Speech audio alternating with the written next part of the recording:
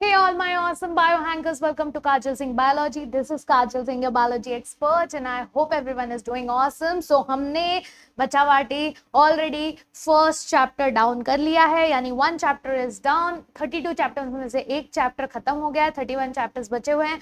और जैसा कि हमने पूरा चैप्टर सीक्वेंस डिस्कस किया था, सेकेंड चैप्टर जो हम डिस्कस कर रहे हैं दैट इज हमारा 8वां chapter, cell the unit of life. बहुत ही अच्छा बढ़िया चैप्टर है। ये एक ऐसा चैप्टर है जिसको ना प्रॉपरली आप जूम में कैलकुलेट कर सकते हो, ना ही आप बॉटनी में देख सकते हो। ये एक बहुत ही बेसिक फंडामेंटल आपका क्लियर करने वाला चैप्टर है। ये बेटा जी अगर आपको समझ में आ गया ना, ये चैप्टर आपको समझ में आ गया, तो आपको बॉट के आगे के चैप्टर्स और जू के आगे के चैप्टर्स बहुत ही बढ़िया तरीके से समझ में आ जाएंगे।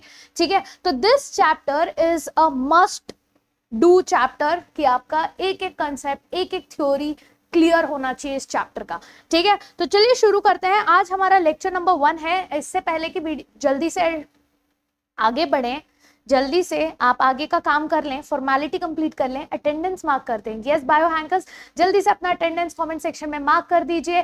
कौन है हमारे future doctor XYZ? Yes, let's mark the attendance. Video को पॉज करो, अटेंडेंस मार्क करो, वीडियो को लाइक करो और अपने बाकी फ्रेंड्स के साथ बिल्कुल शेयर जरूर करना अगर आपको वर्थ इट लग रहा है तो, है ना।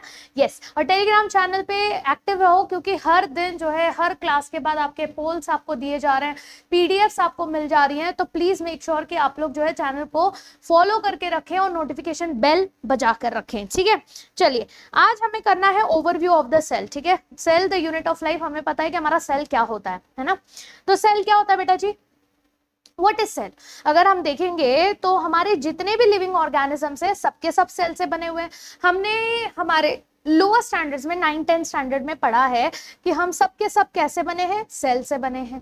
यही सेल अगर आगे जाके सिमिलर सेल्स मिलकर ग्रुप बनाते हैं और वो बन जाता है आपके टिश्यूज। ऐसे ही कुछ सिमिलर टिश्यूज सिमिलर फंक्शन करते हुए ग्रुप बनाते हैं, बन जाते हैं हमारे ऑर्गन्स।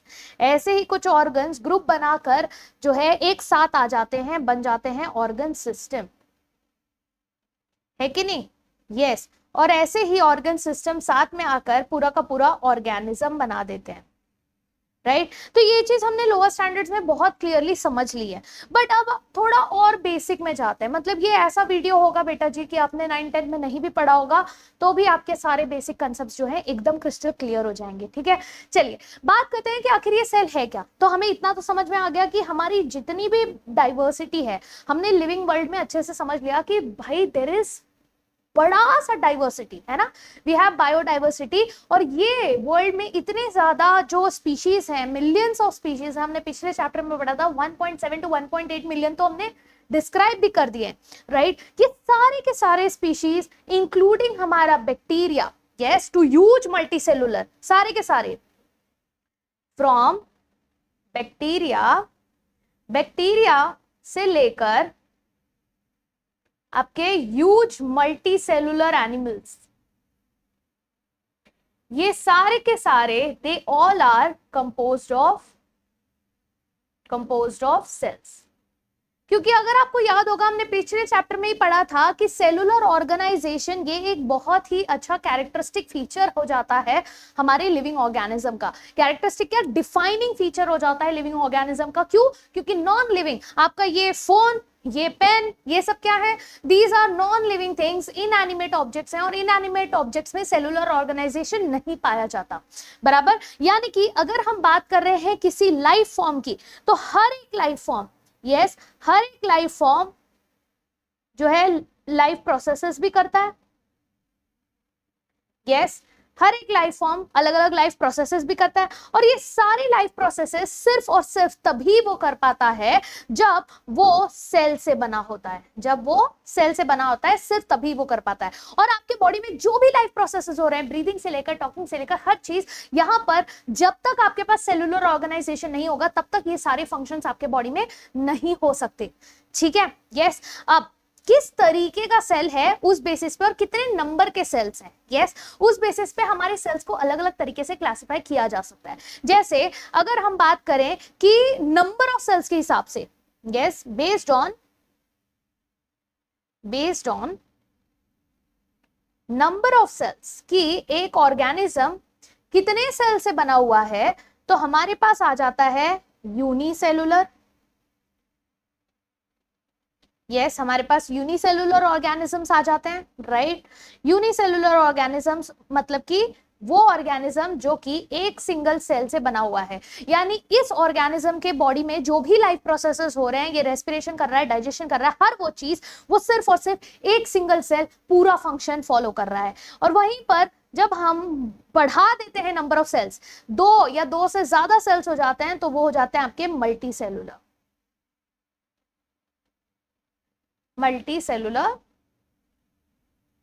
ऑर्गेनिज्म, यानी कि मोर देन वन सेल, है ना, मेनी सेल। जैसे हम हैं, हम मल्टी सेलुलर ऑर्गेनिजम्स है, जैसे प्लांट्स हो गए, एनिमल्स हो गए, ये सारे मल्टी सेलुलर। एग्जांपल्स भी लिख लेते हैं, आ जाइए फटाक से एग्जांपल्स लिख लेते हैं। अब जैसे यूनिसेलुलर की बात की जाए तो कौन कौन से एग्जांपल्स है? अमीबा है, यूनिसेलुलर है, डाई एटम्स है, यूनिसेलुलर है, एक्सेट्रा। ठीक है, इतना ही फिट हो पा रहा है राइट। आपको और लिखने हैं, जल्दी से कमेंट सेक्शन में और भी ऐड कर दीजिएगा, ठीक है। फिर बात करते हैं मल्टी सेलुलर की। तो मल्टी सेलुलर में क्या बेटा, बहुत सिंपल, हमारे प्लांट्स भी मल्टी सेलुलर, हमारा एनिमल्स भी multi cellular, etcetera etcetera etcetera.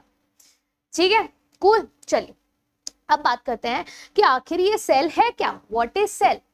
तो अगर हम यूनिसेलुलर ऑर्गेनिज्म की भी बात करें और ध्यान से देखें कि ये यूनिसेलुलर भी जो है, ये सेल, हम इसको कैसे कह सकते हैं कि ये सेल है, आखिर इसमें क्या कैरेक्टरिस्टिक है जिसके वजह से हम उसे सेल कह रहे हैं।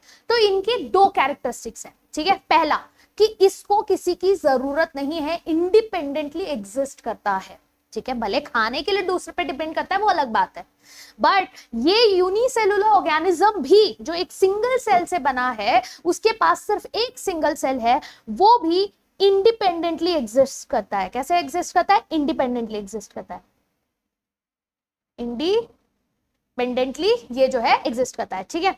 अब ये अगर इसका इंडिपेंडेंट एग्जिस्टेंस लिख देते हैं ठीक है। दूसरा क्या होगा?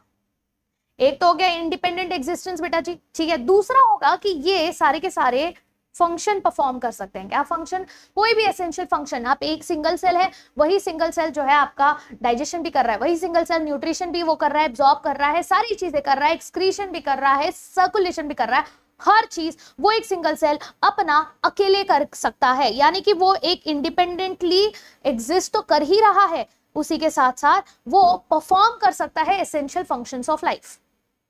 Yes, perform essential functions of life. ठीक है,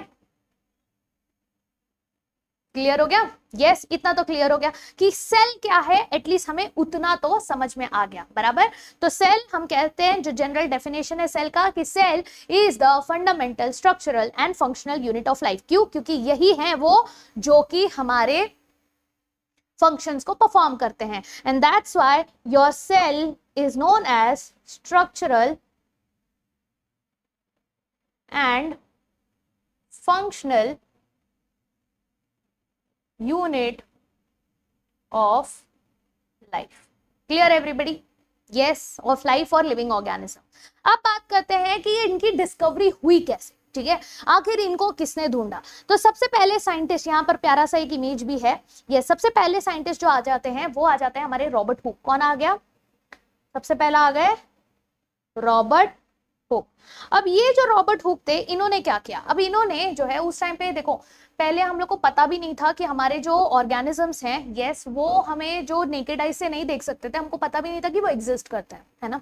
फिर जब धीरे धीरे माइक्रोस्कोप की डिस्कवरी होने लगी, तब हमको पता चला कि अच्छे ऐसे भी सेल्स हैं जो कि हम नेकेड आई से नहीं देख सकते, बट ये प्रेजेंट होते हैं, बराबर। तो उसमें से पहले रॉबर्ट हुक थे, जिन्होंने सोचा कि यार ये माइक्रोस्कोप से, है ना, खुद का बनाया हुआ माइक्रोस्कोप उन्होंने यूज किया, बट उन्होंने बस एक ही गलती कर दी बेटा जी, कि इन्होंने सेल तो स्टडी किया, इन्होंने देखा तो सही, बट इन्होंने वो स्टडी किया स्लाइस ऑफ कॉर्क पे, स्लाइस ऑफ कॉर्क।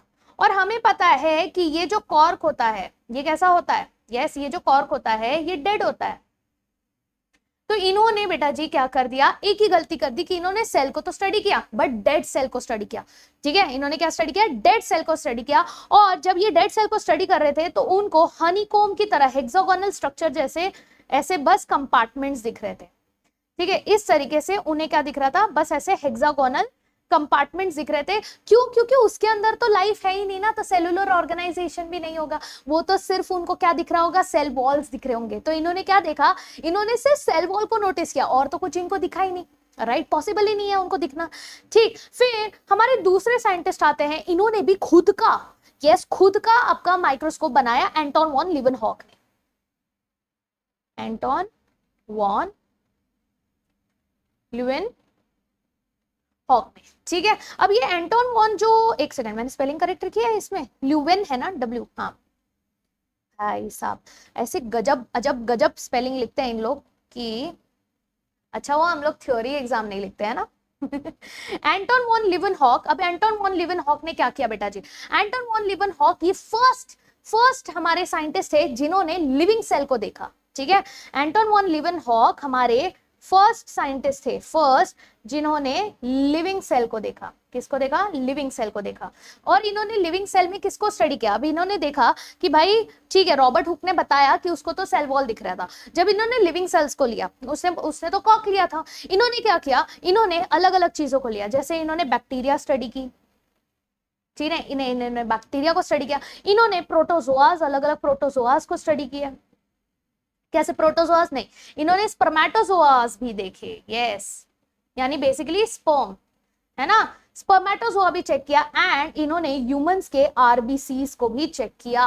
ठीक है, ये सब चीज को उन्होंने अपने खुद के ओन डिजाइंड जो उनके पास माइक्रोस्कोप था उसमें देखा। ठीक है, इनके पास खुद का ओन डिजाइन माइक्रोस्कोप था, उसी में इन्होंने सारी चीजें स्टडी की।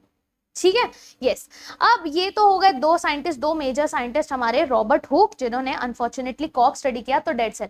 अगर उन्होंने सोचा होता कि यार कोई और चीक के सेल्स ले लेता हूँ या ब्लड के सेल्स देख लेता तो शायद उनको अलग चीज दिखी होती, बट यहाँ पे एंटोन वॉन लीवेनहॉक ने देखा फर्स्ट सेल। ठीक है, फिर आते हैं हमारे रॉबर्ट ब्राउन, इन्होंने क्या ढूंढा बेटा जी, इन्होंने पता किया किसको, इन्होंने डिस्कवर किया न्यूक्लियस को। ठीक है, सो ही डिस्कवर्ड न्यूक्लियस। उन्होंने देखा कि यार सेल तो है ही बट उसके साथ साथ न्यूक्लियस भी है। अब ये कैसे पता चल रहा है, अब आप बोलोगे यार ये तो रॉबर्ट हुक को भी दिख सकता था, एंटोन वॉन लीवेनहॉक को भी दिख सकता था, उनको क्यों नहीं दिखा? उनको इसलिए नहीं देखा बेटा जी क्योंकि उस टाइम पर जो है हमारे माइक्रोस्कोप डेवलप हो ही रहे थे। ठीक है, जितना ज्यादा डेवलपमेंट होते जा रहा था उतना धीरे धीरे लोगों को पता चला कि भाई और भी माइक्रोस्कोप के मैग्निफिकेशन पावर को बढ़ाया जा सकता है। और जैसे जैसे इलेक्ट्रॉन माइक्रोस्कोप जब मिलने लगा, यस डेवलपमेंट हुआ माइक्रोस्कोप का, when we invented electron microscope, तब हमको रियलाइज हुआ कि ये जो सेल ऑर्गेनाइजेशन है इसके अंदर भी बहुत सारे स्ट्रक्चरल डिटेल्स हैं। तब हमें पता चला कि सेल के पास भी उनका खुद का ऑर्गन होता है जिसको हम सेल ऑर्गेनल्स कहते हैं। ठीक, यस, ये सारी इंपॉर्टेंट डिस्कवरीज हैं। अब आते हैं हमारे सेल थ्योरी पे कि हमारे दो साइंटिस्ट थे। ठीक है, कौन थे? दो साइंटिस्ट थे, एक बहुत ही प्यारे हमारे मिथियास क्लीडन थे। कौन थे? बॉटनिस्ट। सबसे पहले यही बॉटनिस्ट आए थे। ठीक है, सबसे पहले यही बॉटनिस्ट आए थे, मिथियास श्लीडन। ठीक है, कौन से साल में आए थे बेटा जी? 38 में। किस में आए थे? 38 में। तो ये आए 1838 में। 1838 में मिथियास श्लीडन आया, और मिथियास श्लीडन थे जर्मन बॉटनिस्ट, यानी कि बॉटनी स्टडी करते थे, प्लांट्स को स्टडी करते थे। ठीक है, जर्मन बॉटनिस्ट थे। अब ये जर्मन बॉटनिस्ट थे तो इन्होंने प्लांट्स को स्टडी किया और इन्होंने बहुत सारे प्लांट्स को स्टडी किया। ठीक है, और जैसे जैसे ये माइक्रोस्कोप के अंदर अलग अलग प्लांट्स को स्टडी करते गए वैसे ही उनको पता चला कि इनके जितने भी प्लांट्स हैं, यस, जितने भी प्लांट्स हैं वो सारे के सारे plants different type of cell से बने हुए हैं। ठीक है, डिफरेंट टाइप्स ऑफ सेल से बने हुए हैं। और अगर डिफरेंट टाइप्स ऑफ सेल्स हैं तो बट ऑब्वियसली बात है डिफरेंट टाइप ऑफ टिश्यूज भी होंगी। तो इस तरीके से उन्होंने प्लांट टिश्यूज को आइडेंटिफाई किया, यस, डिस्टिंग्विश किया कि अरे यार ये प्लांट जो है इनके पास तो अलग अलग टाइप के सेल्स हैं और अलग अलग टाइप के टिश्यूज हैं। यानी कि इन्होंने ये थ्योरी दी कि all the plants are made up of cells. and they have different types of cells, and because they have different type of cells they have different type of tissues. Simple, ठीक है। फिर हमारे botanist कहाँ पीछे, अरे zoologist कहाँ पीछे रहने वाले थे, फिर हमारे जूलॉजिस्ट भी आए, थियोडोर श्वान। कौन आया? थियोडोर श्वान। ये कौन थे? ये हमारे बॉटनिस्ट थे, सॉरी जूलॉजिस्ट थे। जूलॉजिस्ट मतलब कि एनिमल्स को स्टडी करते थे। ये कौन से साल में आए? ठीक उसके 1 साल बाद बेटा, ध्यान देना, इजी है रिमेंबर। 38 याद रखना, 39 अपने आप याद हो जाएगा, है ना। 1 साल बाद, 1 ही साल बाद थियोडोर श्वान आए, और ये थियोडोर श्वान जो थे ये थे ब्रिटिश, ये थे ब्रिटिश जूलॉजिस्ट। याद रखना है, ये थे जर्मन बॉटनिस्ट थे, और ये थे ब्रिटिश आपके जूलॉजिस्ट। अब इन्होंने एनिमल्स को पढ़ा, ठीक है। इन्होंने क्या पढ़ा? डिफरेंट टाइप्स ऑफ एनिमल्स को पढ़ा। जब इन्होंने डिफरेंट टाइप्स ऑफ एनिमल्स को पढ़ा तो इनको रियलाइज हुआ कि यार एनिमल्स में भी डिफरेंट टाइप ऑफ सेल्स होते हैं। अब ये तो कॉपी पेस्ट हो जाएगा ना, हाँ बोलेगा कि यार तुमने क्या अलग ढूंढ लिया, उसने बोला प्लांट्स में, तुमने बोल दिया एनिमल्स में, तो इसने बोला थोड़ा और डिग इन करते हैं, थोड़ा और इंफॉर्मेशन देते हैं। इन्होंने ये बताया कि सारे के सारे सेल्स, ये सारे के सारे सेल्स हैड, सारे के सारे, अरे बैक क्यों नहीं हो रहा, हाँ, सारे के सारे सेल्स के पास क्या है बेटा जी? सारे के सारे सेल्स के पास प्लाज्मा मेम्ब्रेन है, ठीक है। सारे के सारे सेल्स के पास क्या है? प्लाज्मा मेम्ब्रेन है। इनफैक्ट इन्होंने कुछ प्लांट सेल्स भी देखे, ठीक है, both plant and animal cells.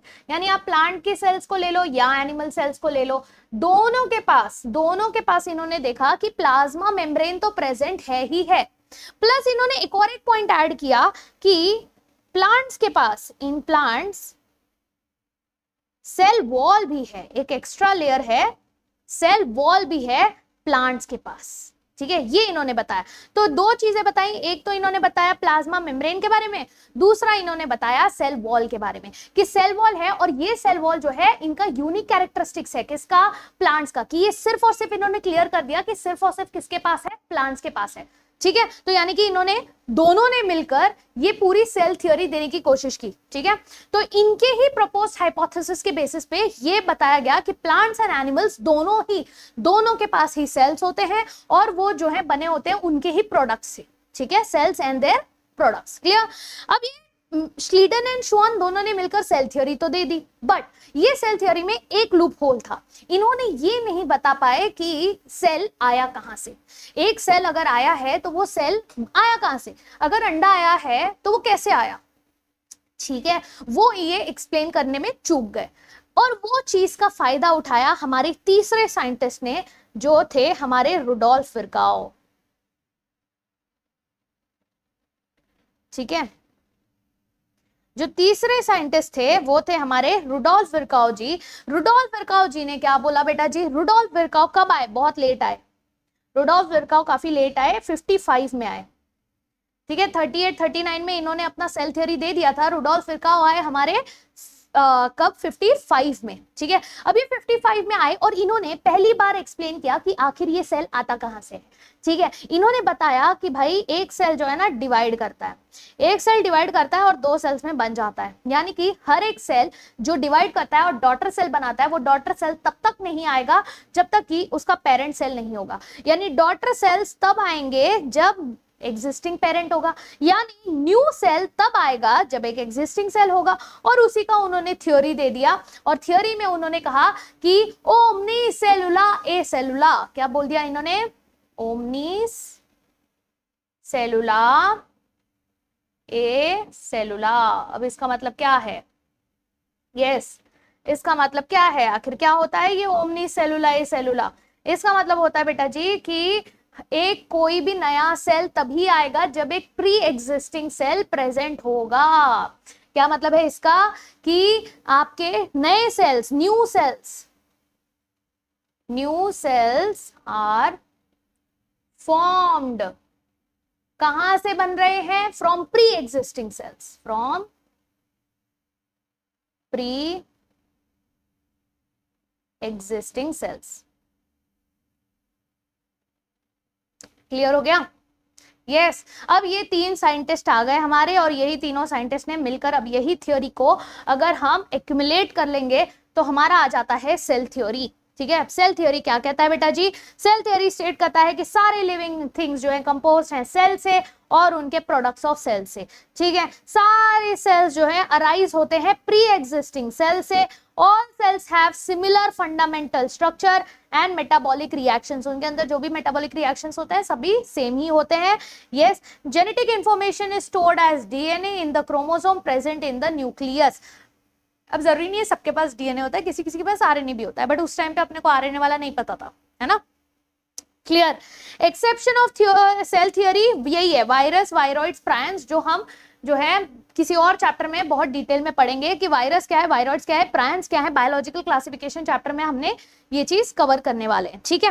But at least आपको इतना समझ में आ गया कि बेसिक थियोरी जो है यही सेल थियोरी इन्होंने दी थी। पहला, लिविंग ऑर्गेनिज्म सेल से बने और उनके प्रोडक्ट से बने हैं। All cells arise from pre existing cells. दूसरा कि इनके अंदर जो भी आउटकम होता है that is sum total of all the activities, यानी इनके बॉडी में मेटाबॉलिज्म होता है, सबके इसमें मेटाबॉलिज्म होता है, उसी को हम कहते हैं cellular organisation. Is this clear? Yes, एकदम क्रिस्टल क्लियर, ठीक है। तो सेल थियोरी क्लियर हो गई है, तो अब बात करते हैं ओवरव्यू ऑफ द सेल की। सेल में और क्या क्या देखने मिलता है, ठीक है। ध्यान दीजिए, एक सेल में क्या क्या चीजें प्रेजेंट होती है। यस, एक सेल में, ये हमारा सेल है, तो ये सेल के अंदर क्या क्या चीजें प्रेजेंट है, क्या क्या मिलेगा आपको। सेल के पास कॉमन है, प्लांट हो या एनिमल हो, सबके पास सेल मेम्ब्रेन होगा। क्या होगा? सभी के पास सेल मेम्ब्रेन होगा, चाहे वो प्लांट हो या एनिमल हो, सबके पास ही सेल मेम्ब्रेन होगा, बराबर। सेल मेम्ब्रेन के साथ साथ और क्या होगा उसके पास? यस बेटा जी, क्या कर रही हूं मैं? हाँ, सबके पास क्या होगा? सेल मेम्ब्रेन होगा। सेल मेम्ब्रेन के साथ साथ क्या होगा? सेल वॉल होगा किसी किसी के पास। जैसे अगर हम प्लांट्स की बात करें तो उसमें सेल वॉल होगा, किसी किसी के पास नहीं होगा, ठीक है। सेल वॉल हो गया। उसके बाद क्या होगा? इसके अंदर होगा साइटोप्लाज्म। इनके अंदर सेल मेम्ब्रेन के अंदर होगा साइटोप्लाज्म, बराबर। इनके अंदर होगा साइटोप्लाज्म। साइटोप्लाज्म के अंदर एक डेंस बाउंड स्ट्रक्चर होगा जिसको हम कहते हैं न्यूक्लियस। क्या कहते हैं? न्यूक्लियस। और इसी न्यूक्लियस के अंदर होंगे क्रोमोसोम्स, और इसी क्रोमोसोम्स के अंदर क्या होगा? डीएनए, जो कि आपका जेनेटिक मटेरियल होगा, ठीक है। ये सारी चीजें हमने पता है, राइट। सेल्स जो हैं, अब यहाँ पर जब न्यूक्लियस की बात करते हैं तो न्यूक्लियस भी अलग अलग तरीके का न्यूक्लियस होता है। एक जहां पर आपको मेम्ब्रेन बाउंड न्यूक्लियस मिलेगा जिसके आसपास मेम्ब्रेन होगा, एक ऐसे सेल्स मिलेंगे जिसमें मेम्ब्रेन बाउंड न्यूक्लियस नहीं होगा, ठीक है। अब जो मेम्ब्रेन बाउंड होता है वो कहलाता है हमारा, यस, मेम्ब्रेन बाउंड जहां पर मिलेगा, मेम्ब्रेन बाउंड जहां पर मिलेगा, आपने ऑलरेडी गैस मार ही लिया होगा। मेम्ब्रेन बाउंड जहां पर मिलेगा न्यूक्लियस एंड उसके ऑर्गेनल्स, वो कहलाएंगे हमारे यूकेरियोट्स, ठीक है। वो हो जाएंगे हमारे यूकेरियोट्स। और जहां पर मेम्ब्रेन नहीं होगा, yes, cells that lack membrane bound nucleus and organelles, इनके पास ना ही न्यूक्लियस होंगे ना ही ऑर्गेनल्स होंगे, वो हो जाएंगे आपके प्रोकैरियोट्स, यानी कि प्रोकैरियोटिक सेल्स।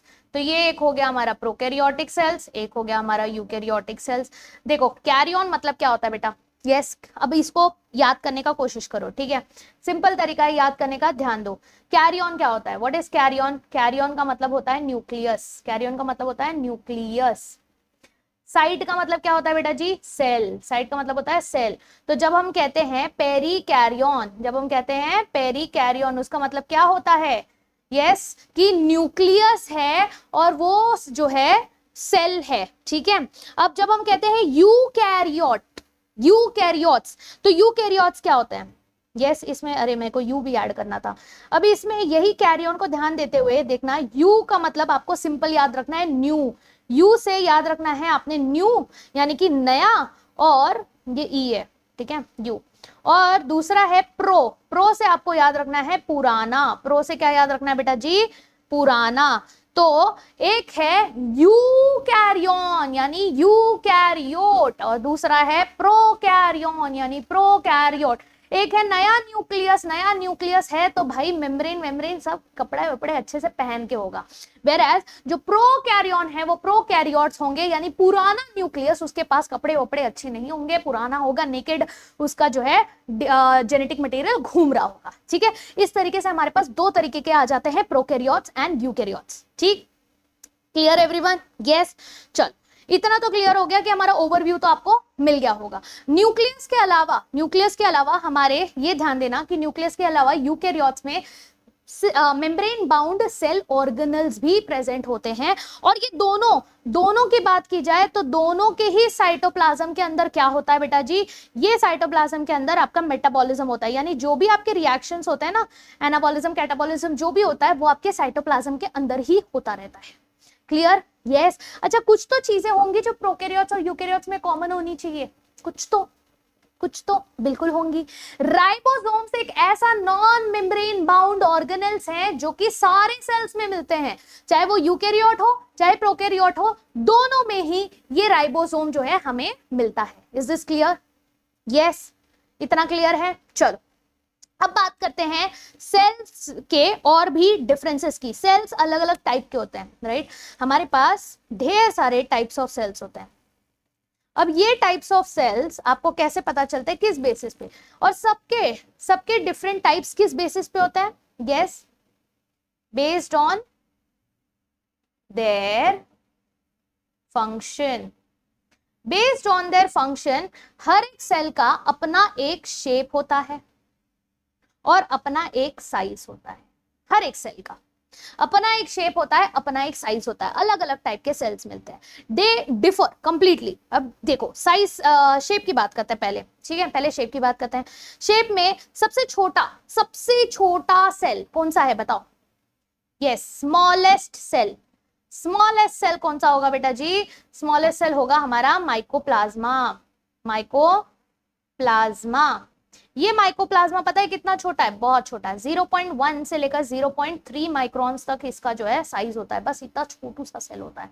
यस, 0.1 से लेकर 0.3 माइक्रोमीटर इन लेंथ होता है। वाइल अगर हम बैक्टीरिया की बात करें, तो बैक्टीरिया तो ऑलरेडी हमको नेकेड आई से नहीं दिखता, उसका कितना साइज होगा? सोचो कितना डिफरेंस है। ये अगर 0.1 0.3 है तो बैक्टीरिया का ऑलमोस्ट 3 माइक्रोमीटर तक, 3 to 5 तक का होता है, 3 to 5 माइक्रोमीटर तक का उसका साइज होता है। ठीक है, अब सबसे बड़ा सेल कौन सा होगा?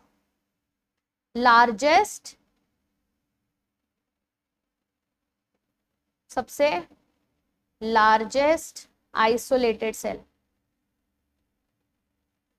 लार्जेस्ट आइसोलेटेड सेल हमें कौन सा मिला है? वो है हमारा ऑस्ट्रिच का अंडा। कौन सा अंडा? Gamete. Yes, egg of ostrich. Ostrich का अंडा, ये है सबसे बड़ा वाला सिंगल आइसोलेटेड सेल जो है। ठीक है, अगर हम मल्टी सेलुलर ऑर्गेनिजम्स की बात करें तो बेटा मल्टी सेलुलर, ये तो माइक्रो ऑर्गेनिजम्स की बात हो गई, ठीक है, यूनिसेलुलर में। अब हम बात करते हैं मल्टी सेलुलर ऑर्गेनिजम्स की, तो उसमें भी आपको कुछ साइजेस याद रखने हैं, जैसे कि ह्यूमन आरबीसी का क्या साइज होगा, क्या लगता है आप लोग को? यस, ह्यूमन आरबीसी की साइज की बात करें तो ये सिर्फ 7 माइक्रोमीटर इन डायमीटर होता है। कितना? 7 माइक्रोमीटर इन डायमीटर। ठीक है, human RBC 7 micrometre in diameter. अब कुछ लॉन्गेस्ट सेल की बात करते हैं। यस, लॉन्गेस्ट सेल में कौन सा आ जाता है हमारा? Nerve cell. लॉन्गेस्ट सेल्स की बात करें तो यहां पर आ जाते हैं हमारे नर्व सेल्स, मतलब 90 सेंटीमीटर तक का जा सकता है ये आपके नर्व सेल्स।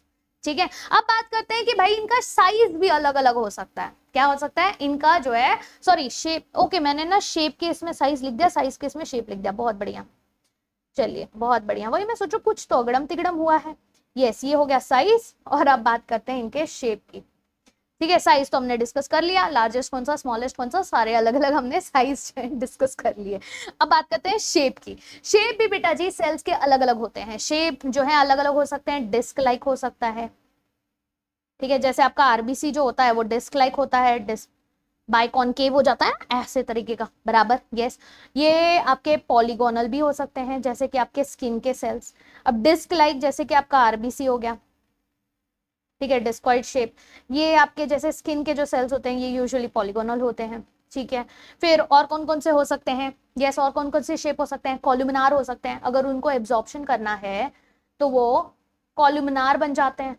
क्यूबॉइडल हो जाते हैं बेटा जी, क्यूबॉइडल हो सकते हैं, फ्लैट सेल्स हो सकते हैं, अलग अलग टाइप है, थ्रेड लाइक हो सकते हैं। जैसे कि आपका जो नर्व सेल्स होता है वो कैसा होता है, वो तो थ्रेड लाइक होता है ना, लिख लेते हैं यहाँ पे, नर्व जो होते हैं वो कैसे होते हैं, वो थ्रेड लाइक होते हैं हमारे, बराबर। यस, तो ये अलग अलग हो सकते हैं, इरेगुलर भी हो सकते हैं, मतलब कोई शेप नहीं है, इरेगुलर, जिसको आप अमीबॉइड भी कह सकते हो, अमीबॉइड।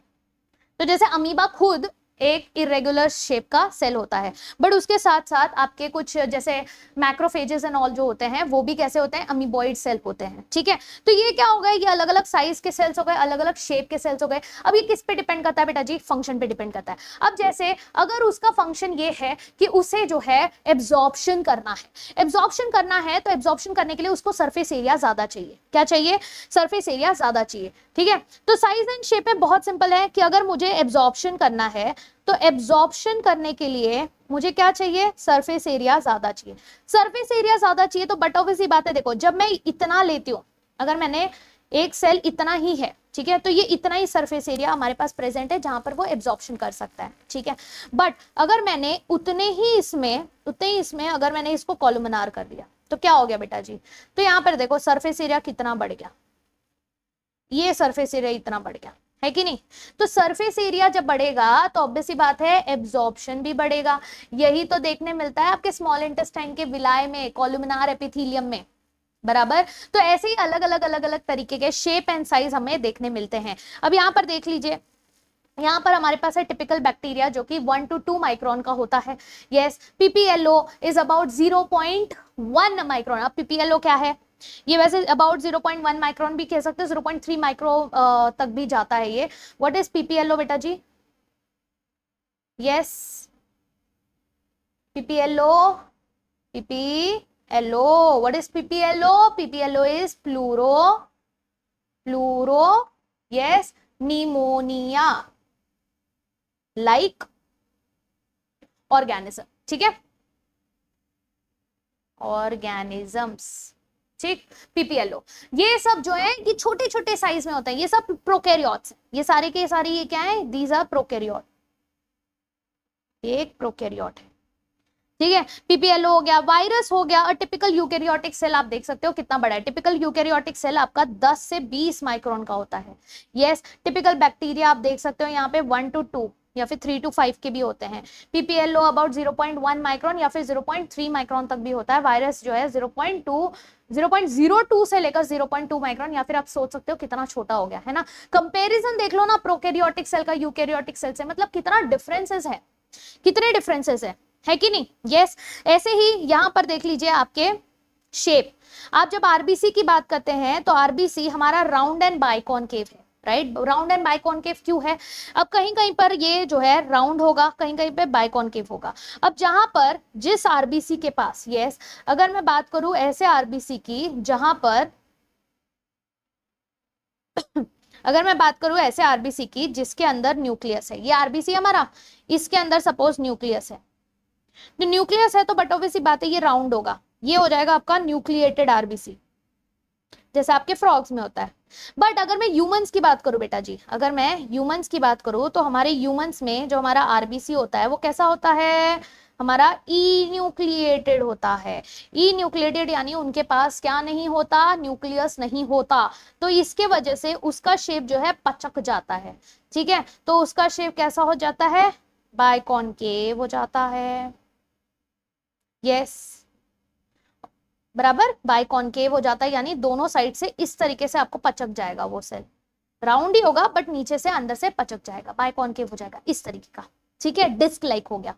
और ये कैसा हो गया दूसरा शेप कि ये डिस्क लाइक हो जाता है, क्लियर एवरीवन? ये ऐसे इस क्यों हुआ? ताकि वो जो है उसका काम है, हम चाहते हैं कि वो सिर्फ और सिर्फ किस पे कॉन्सेंट्रेट करे, सिर्फ और सिर्फ उसका काम है गैस एक्सचेंज करना। हम चाहते हैं कि भाई तुम गैस एक्सचेंज के अलावा और किसी काम में डिस्ट्रैक्ट नहीं होना चाहिए, तुमको सिर्फ गैस एक्सचेंज करना है। यस, तुमको सिर्फ गैस को ट्रांसपोर्ट करना है, यहाँ से कार्बन डाइऑक्साइड लेना है, यहाँ से ऑक्सीजन लेना है, बस उतना ही काम करना है, उससे ज्यादा कुछ काम नहीं करना है। तो आपको न्यूक्लियस की जरूरत ही नहीं है, आप ऐसे ही रहो। समझ में आया? तो ऐसे अलग अलग है। अब जो हमारे नर्व सेल्स हैं, अब देख लो ये नर्व सेल्स कैसे हैं, थ्रेड लाइक है ना, थ्रेड लाइक है। इनका काम क्या है, इधर से सिग्नल लेना है और इधर सिग्नल देना है, बस बात खत्म है। एक जगह से सिग्नल लेना है, दूसरी जगह ट्रांसफर करना है। तो इसीलिए ये ब्रांच भी है और लॉन्ग भी है, ब्रांच्ड है और कैसे हैं बेटा जी, लॉन्ग है। कितने लॉन्ग हैं, कितने लॉन्ग है, 90 सेंटीमीटर तक के भी हो सकते हैं ये, ठीक है। फिर यहाँ पर देख लीजिए एलोंगेटेड सेल्स भी आपके ट्रकेट्स प्लांट्स के इसमें आ जाते हैं, राइट। ये आ जाते हैं आपके mesophyll cells, round and Oval shape, ये आपके मीजोफिल सेल्स। ये सारी चीजें हम डिटेल में पढ़ेंगे जब हम आगे के टॉपिक्स करते रहेंगे, जब हम प्लांट के मॉर्फोलॉजीज करेंगे, ठीक है। यस, अब नेक्स्ट आ जाता है टॉपिक कि थोड़ा डिटेल में हम बात करेंगे प्रोकैरियोटिक सेल के बारे में। अब आपने समझ लिया, ओवरव्यू मिल गया आपको कि सेल क्या होता है, सेल के अंदर क्या क्या चीजें होती हैं, हर चीज आपको अच्छे से समझ में आ गई। अब जो नेक्स्ट टॉपिक होगा वो होगा प्रोकैरियोटिक सेल। क्या प्रोकैरियोटिक सेल होता क्या है? तो प्रोकैरियोटिक सेल बेटा जी इतना तो समझ लेना बेसिक चीज कि प्रोकैरियोटिक सेल्स में सारे के सारे आपके बैक्टीरिया होते हैं। क्या होते हैं? बैक्टीरिया। जितने भी होते हैं प्रोकैरियोटिक सेल सारे के सारे हमारे बैक्टीरिया ही होते हैं। और ये जो है बैक्टीरिया हो गया, ब्लू ग्रीन एल्गे हो गया, यस ब्लू ग्रीन एल्गे हो गया, ठीक है। यस, आपके माइकोप्लाज्मा हो गया, माइकोप्लाज्मा हो गया, पीपीएलओ हो गया, पीपीएलओ हो गया। यस, पीपीएलओ क्या था? Again fluoro pneumonia like organism, बराबर, पीपीएलओ हो गया, ठीक है। ये सारे के सारे जो हैं ये सारे के सारे बैक्टीरिया होते हैं और ये बैक्टीरिया बहुत छोटे होते हैं, ठीक है। ये प्रोकैरियोटिक सेल्स जो होते हैं, सॉरी, ये बहुत छोटे होते हैं, स्मॉल इन साइज होते हैं, बट ये बहुत ही जल्दी जल्दी जल्दी जल्दी फास्ट मल्टीप्लाई करते हैं यूकैरियोटिक सेल्स के कंपैरिजन में, ठीक है। इनके भी शेप और साइज अलग अलग होते हैं और ये और डेप्थ में आप पढ़ोगे, यहाँ पर आप देख सकते हो इनके पास भी जेनेटिक जीनोमिक डीएनए है, सेल वॉल है, पेरिप्लाज्मिक स्पेस है, प्लाज्मा मेम्ब्रेन है, यस, इनके पास जो है यहाँ पर आप देख सकते हो साइटोप्लाज्म है, राइट। यहाँ पर इंक्लूजन, यहाँ पर आप देखेंगे तो इनके पास इंक्लूजन बॉडीज है, प्लाज्मिड है, प्लाज्मिड क्या है? एक्स्ट्रा है ना, ये एक्स्ट्रा क्रोमोसोमल होता है और इनके पास 70S राइबोसोम भी है।